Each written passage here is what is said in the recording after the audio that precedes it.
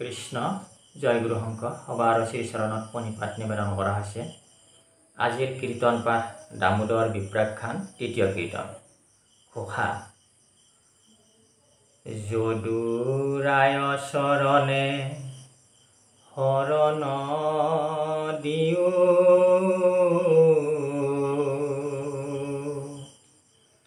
জগ জীৱ সেৱক পালিয়া নিউ ৰাম।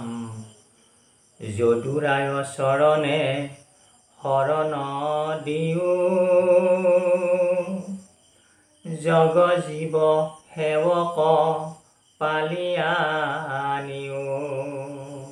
কৃষ্ণ বল।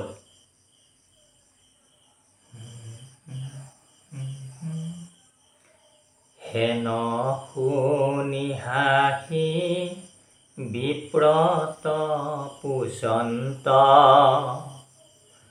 সৰ্বজান হৃষিকেশ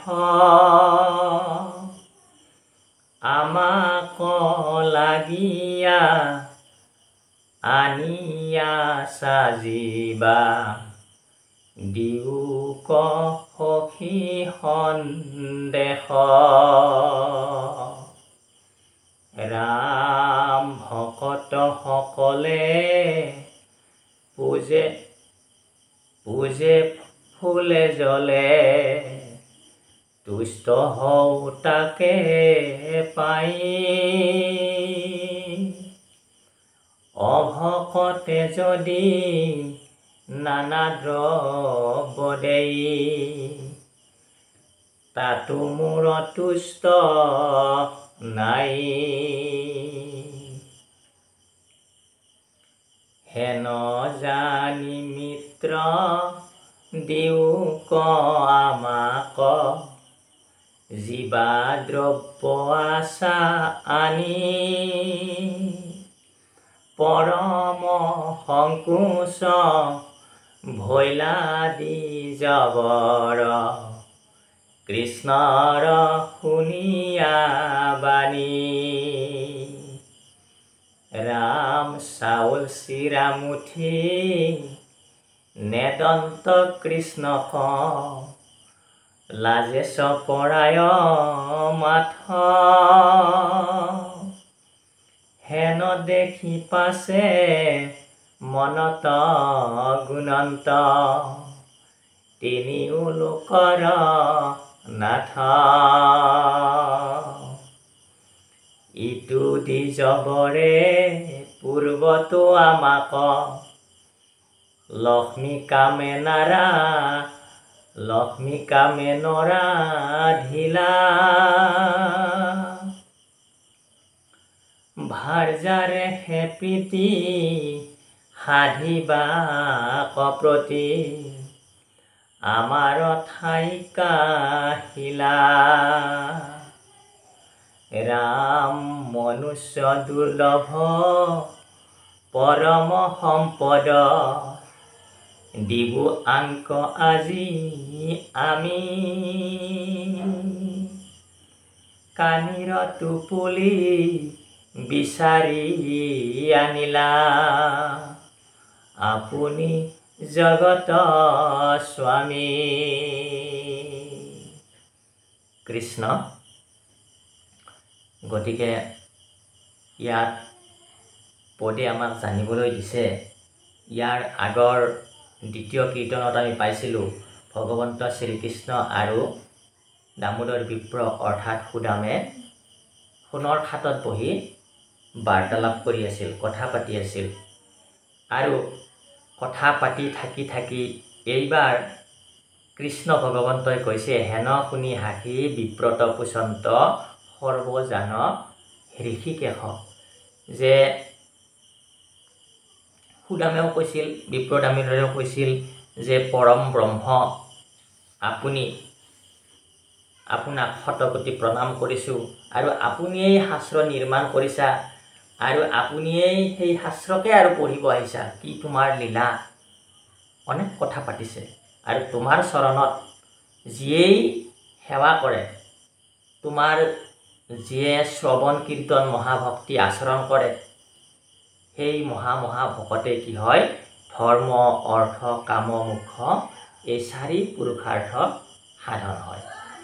আৰু এনেদৰে কথা পতাৰ পিছত কৃষ্ণ ভগৱন্তই ক'লে বিপ্ৰক যে সৰ্বজানন্তা সৰ্বজান ঋষিশেষ কৃষ্ণ ভগৱানে বিপ্ৰ দামোদৰক সুধিলে যে আমাৰ কাৰণে আনি আছা যিবা দিও সখী সন্দেহ, যে আমাৰ পৰা আলহী ঘৰত আহোঁতে বাৰ তুমি আৰু মই সখী, গতিকে মোৰ গৃহত আহোঁতে তুমি মোৰ কাৰণে কি লৈ আহিছা সেইটো মোক দিয়া। কৃষ্ণই কৈছে যে আলহী ঘৰত আহিলে কিবা আনে বা তোমাৰ পত্নীয়ে মোৰ কাৰণে কিবা নিশ্চয় দি পঠাইছে কিজানি, গতিকে যি আনিছা মোক তুমি দিয়া বুলি ভগৱান কৃষ্ণই বিপ্ৰ দামোদৰক কৈছে। আৰু কৈছে যে ভকতসকলে পূজে ফুলে জলে, যদি ভকত সমস্তই এটা ফুল দি এটোপ পানী দি যদি ভগৱান শ্ৰীকৃষ্ণক পূজন কৰে, পূজে আৰাধনা কৰে, নাম লয়, তুষ্ট হওঁ তাকে পাই, আৰু তাকেই পাই ভগৱান শ্ৰীকৃষ্ণই তুষ্ট হওঁ বুলি কৈছে। ইমানলৈকে পিছত কৃষ্ণ ভগৱন্তই কৈছে যে যোনে ভকত শ্ৰদ্ধাৱান, যে তেখেতলোকে মোক একো জলপত্ৰও দিব নালাগে, কেৱল এটা বস্তু দিলে হ'ল। সেই বস্তু হৈছে নিজৰ মনটো, নিজৰ হৃদয়খন ভগৱন্ত শ্ৰীকৃষ্ণক দিব কৈছে। যে কি কৈছে, আমাৰ গুৰুজনাক সুধিছিলে যে আমিবিলাক হে গুৰুবৰ দুখীয়া নিচলা মানুহ, পূজা পাতাল হোম যজ্ঞ এইবিলাকতো আমাৰ দ্বাৰা নহয়, বহুত তাতে অৰ্থৰ ব্যয় হয়, অৰ্থ খৰচ হয়, গতিকে সেইটোতো আমি কৰিব নোৱাৰিম, যে ভগৱানক আমি কি দিম। কৈছে দুখীয়াতকৈও দুখীয়াজনৰ এখন অতি সুবিশাল হৃদয় আছে, আৰু সেই হৃদয়খন ভগৱান শ্ৰীকৃষ্ণৰ শ্ৰীচৰণত ভগৱান শ্ৰীকৃষ্ণক অৰ্পণ কৰি দিলেই ভগৱান কৃষ্ণ তুষ্ট হয়, ভগৱান কৃষ্ণই ভাল পায়। ভগৱান কৃষ্ণই বেলেগ একো নিবিচাৰে, কেৱল হৃদয় বিচাৰে, মনটো বিচাৰে, মৰম স্নেহ বিচাৰে। ইয়াতে কৈছে যে অভকতে যদি নানা দ্ৰব্য দেয় তাতো মোৰ তুষ্ট নাই। যদি অভকত হয়, কৃষ্ণ কথা কোনোবাই আলোচনা কৰি থাকিলে শুনি ভাল নাপায়, নিজেও কোনোদিন কৃষ্ণ কথা কৈ ভাল নাপায়, এনেকুৱা ধৰণৰ যদি ব্যক্তি হয়, যদি কৃষ্ণৰ প্ৰতি প্ৰেমেই নাই, আৰু প্ৰেম আছে নাছে ক'ত প্ৰমাণ পায়, যাৰ প্ৰেম আছে কৃষ্ণৰ প্ৰতি তেওঁ কৃষ্ণৰ কথা কৈ থাকিব, ক'ৰবাত কৃষ্ণৰ কথা শুনা পালে শুনি থাকিব। যদি এনেকুৱা ব্যক্তি নহয়, অভকত হয়, তেতিয়াহ'লে নানা দ্ৰব্য দি মোক যদি পূজা কৰে, মোৰ কথা যদি ভাবে, তথাপিতো মই কি কৰোঁ, তাত তুষ্ট নহওঁ।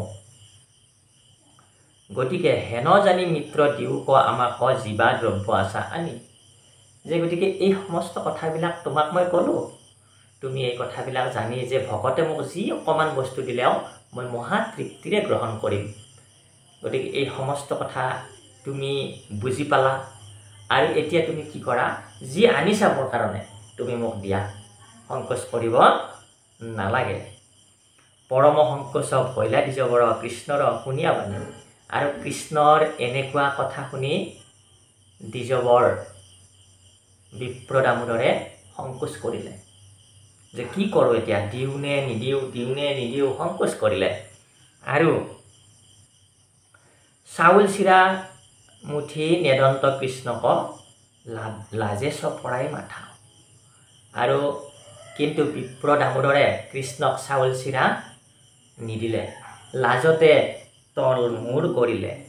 কাৰণ এই বিশ্ব ব্ৰহ্মাণ্ডৰ মালিক ইমান ঐশ্বৰ্য বিভূতি সোণৰ থালত খায়, ইমানবিলাক ভাৰ্যা ভগৱন্ত কৃষ্ণৰ ইমান ধুনীয়াকৈ আহি যোগান ধৰে, এনেকৈ হাত পাতিব, এজন ভাৰ্যাই আহি পানী ঢালি দিব, হাতখন ধুব, আকৌ ধুনীয়াকৈ অন্ন গ্ৰহণ কৰিব বা প্ৰসাদ গ্ৰহণ কৰিব আৰু ভাৰ্যাবিলাকে বিচি থাকিব, আকৌ খোৱা সামৰি আকৌ হাত ধুবৰ কাৰণে যাব, এজন ভাৰ্যাই পানী ঢালি দিব।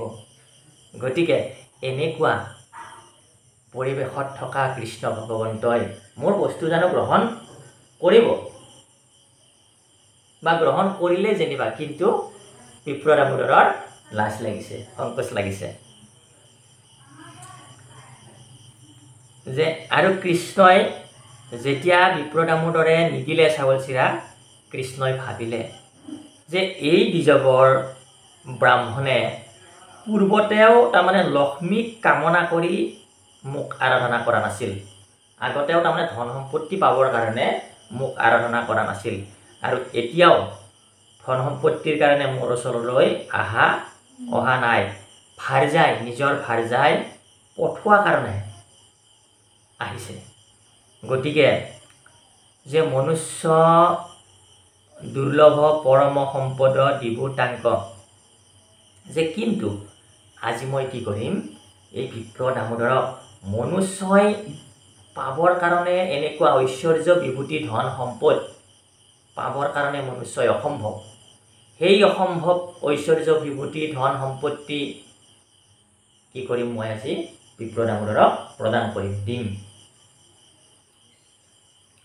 আৰু এনেদৰে ভাবি কানিৰ টোপলিৰ পৰা সেই চাউল চিৰা ভগৱন্ত কৃষ্ণই তিনি লোকৰ নাথে নিজেই টান মাৰি লৈ উলিয়াই লৈ গ'ল। আর ইটু কি বুলিয়া টুপুলি মেলিয়া, সখী ক বুলিলা বাক, ইটু চাউল চিৰা জগতে সহিতে, তৃপ্তি কৰে আমাক। ৰাম এহি বুলি হৰি একমুঠি ধৰি, ভঞ্জিলন্ত আনন্দত, আউৰ মুঠি ধৰি খাইবা খোজন্তে, ধৰিলা লক্ষ্মী হাতত। যত লাগে মানে হবে সম্পত্তিক, এহি মুঠি দিবে পাৰে, নখায়ো কয়াৰ বুলি লক্ষ্মী মাৱে, স্বামীক বুলিলা থাৰে। ৰাম হেন শুনি হৰি চাউল চিৰা এৰি, থাকিলা হাসি ন মাতি, দিব্য ভোগ ভুঞ্জি কৃষ্ণৰ গৃহত, ব্ৰাহ্মণো বঞ্চিলা ৰাতি। শয়নক লাগি সুবৰ্ণ খাতত, বিছায়া দিলন্ত তুলি, মহাসুখে তাতে সুতিয়াছিলা, আজি স্বৰ্গ পাইলো বুলি। প্ৰভাততে উঠি লৰিলা ব্ৰাহ্মণ, কৃষ্ণক মাগি মেলানি, সখীক ধৰিয়া মাধৱে অনেক, বলিলা মধুৰ বাণী। আগ বঢ়াই নিয়া গৃহক পঠাইল, ব্ৰাহ্মণ চলিল সুখে, কৃষ্ণে নে দিলন্ত নুখুজিলা ধন ব্ৰাহ্মণো আপোনো মুখে ৰাম মনত গুণন্ত দ্বিজত ভকত কিনো দেৱ বন মালি কোঠেৰ দৰিদ্ৰ মই পাপি মোক ধৰিলন্ত আংকুৱালি আপোনাৰ খাতে নিয়াব খুৱাইলা ঘষি ধুৱাইলে ভৰি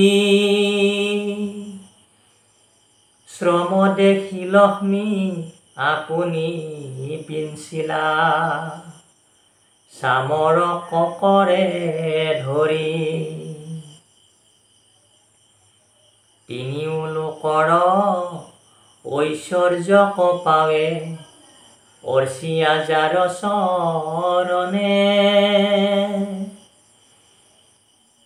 চৰণ আমাৰ কুচিত সন্দেহ কখাইল হেন প্ৰভু নাৰায়ণ।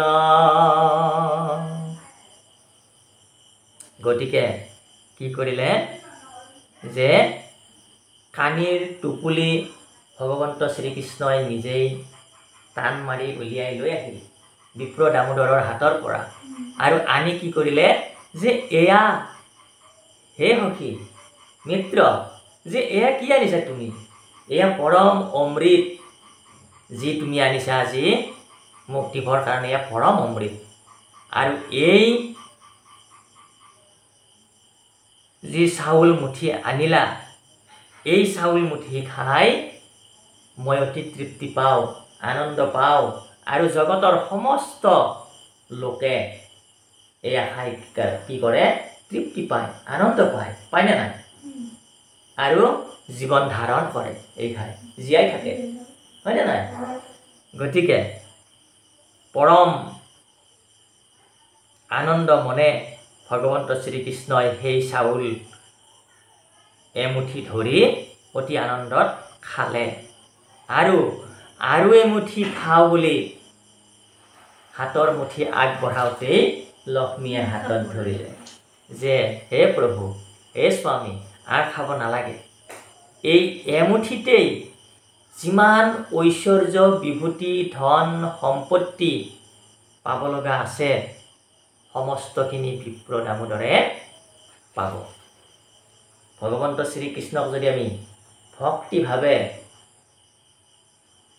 এটা চাউলো দিওঁ এটোপাল পানীও দিওঁ বা একো নিদিওঁ কেৱল হৃদয়খন দিওঁ একো দিব নালাগে কিন্তু বহুত বস্তু প্ৰদান কৰিলোঁ কিন্তু হৃদয়ত ভগৱন্ত শ্ৰীকৃষ্ণৰ কাৰণে প্ৰেম নাই কোনো কাম নাই যিমান দিলেও কাম নাই আৰু এচামুচ বস্তু দিলে কোটি কোটি জনমৰ পুণ্য ভকতি অৰ্জন হৈ যাব আৰু ভগৱন্ত কৃষ্ণই কৈছে একো দিব নালাগে সমস্ত জগত মোৰ একো দিব নালাগে এটা বস্তু দিব লাগে হৃদয়। গতিকে এনেদৰে ভগৱন্ত শ্ৰীকৃষ্ণই চাউল চিৰা ভোজন কৰিলে খালে আৰু যেতিয়া লক্ষ্মীয়ে হাতত ধৰিলে কৃষ্ণ ভগৱন্তই নমাতি বহুত সময় মাত বোল নকৰি বহি থাকিল।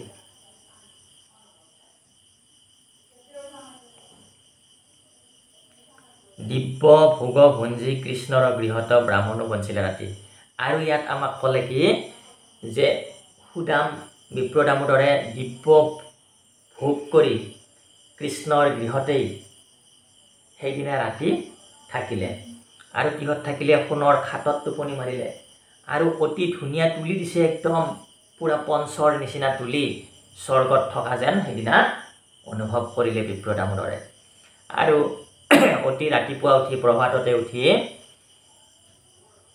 দামোদৰ বিপ্ৰ ভগৱান শ্ৰীকৃষ্ণৰ পৰা বিদায় মাগিলে আৰু ভগৱান শ্ৰীকৃষ্ণই দামোদৰ বিপ্ৰক আগবঢ়াই থ'ব আহিলে।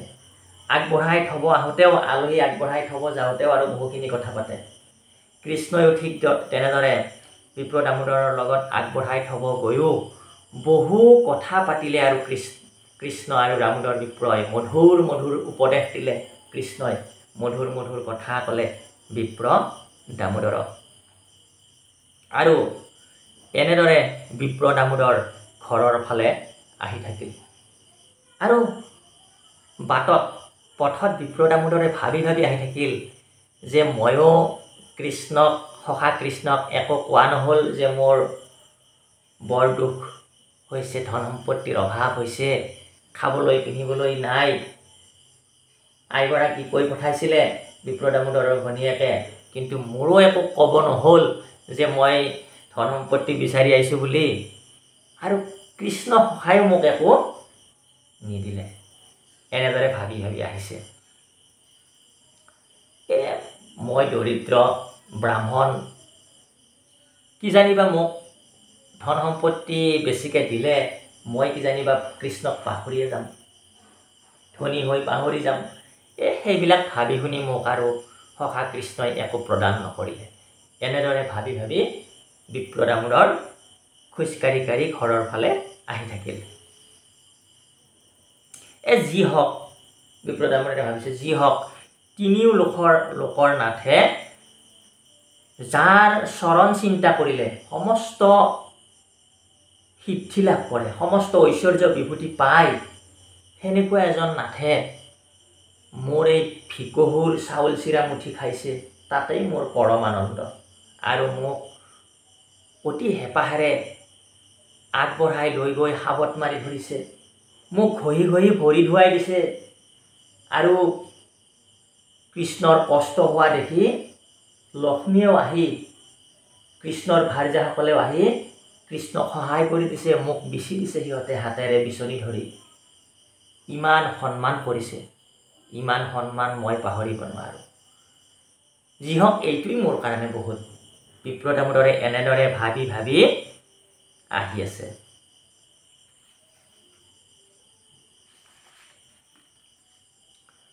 দৰিদ্ৰ ব্ৰাহ্মণে ধন পাইলে মোক, পাহৰিবে সমুদায়। এহি বুলি ধন নেদিলে আমাক, জানিলো কৃষ্ণ গোসাঁয়। ৰাম হেন গুণী কান্থি জাহান্তে গৃহৰ, সমীপ পাইলন্ত পাছে। চন্দ্ৰ সূৰ্য সম অনেক বিমান, দেশন্ত তহিতে আছে। দিব্যই উপবনে পৰিপক্ষীগণে, সুললিতৰাও তেজে। দিঘি সৰোবৰ পুষ্পিত উৎপল, প্ৰফুল্ল পংকজে ৰঞ্জে। দিব্য নৰ নাৰী গণ ফুৰে তৈতে, পিন্ধি বস্ত্ৰ অলংকাৰ। দেখিয়া ব্ৰাহ্মণে বিস্ময়ে গুণন্ত, ইটো দিব্য পুৰীকাৰ। নহি গৃহ মোৰ কৈকোৱাইলো বুলি, ধমকি আচন্ত চাই।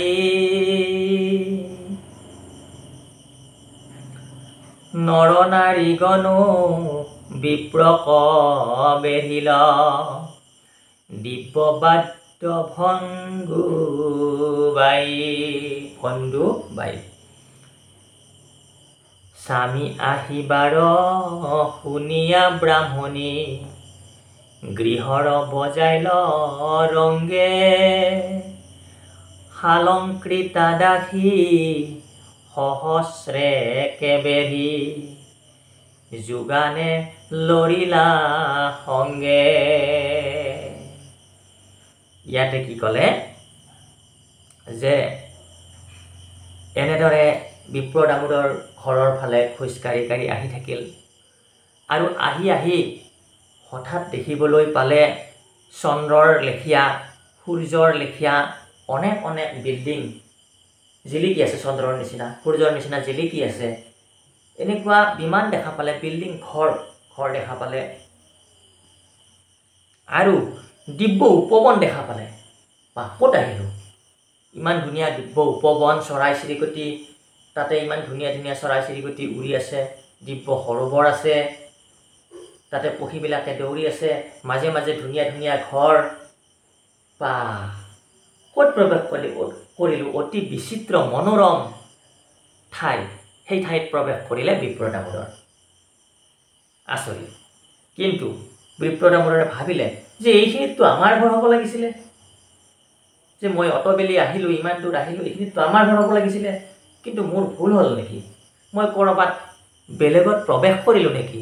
এনেদৰে বিপ্ৰ দামোদৰে ভাবিবলৈ ধৰিলে যে মোৰ কিবা ভুল হ'ল। আৰু কি হ'ল, তাতে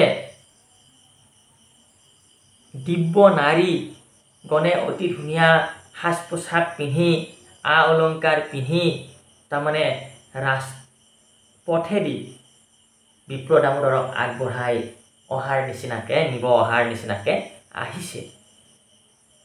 বিপ্ৰ দামোদৰে ভাবিছে যে এইটোতো মোৰ ঘৰ নহয়, গতিকে মই ক'ত প্ৰৱেশ কৰিলোঁ।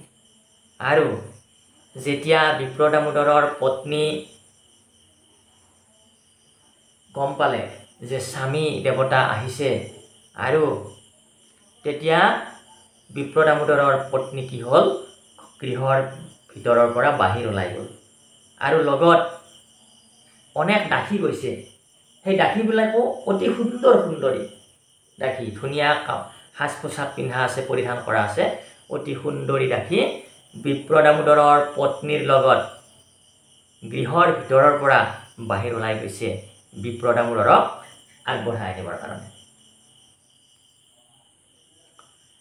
দিব্যাভৰণে ভূষিতা সুন্দৰী জাহান্ত হেন নাচন্তে ৰূপ ধৰি লক্ষ্মী যেন বাজ হৈল আপোন থানৰ হন্তে।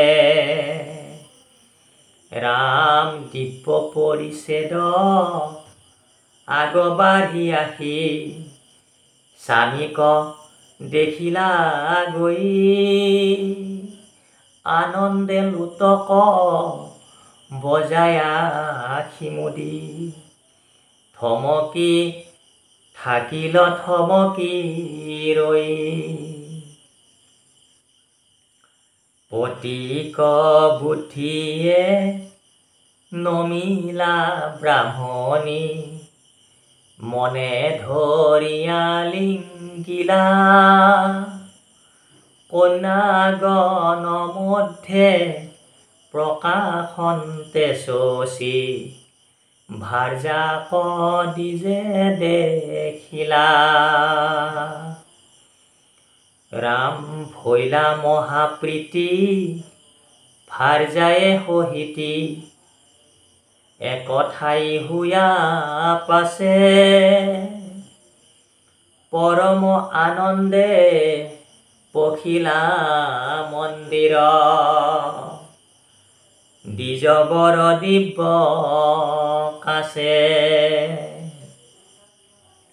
আৰু কি হৈছে, দিব্য আভৰণে ভূষিতা সুন্দৰী জাহান্ত যেন নাচন্তে, দিব্য আভৰণ পৰিধান কৰা যেন সুন্দৰী এগৰাকী গৃহৰ ভিতৰৰ পৰা বাহিৰ ওলাইছে বিপ্ৰ দামোদৰে দেখা পালে।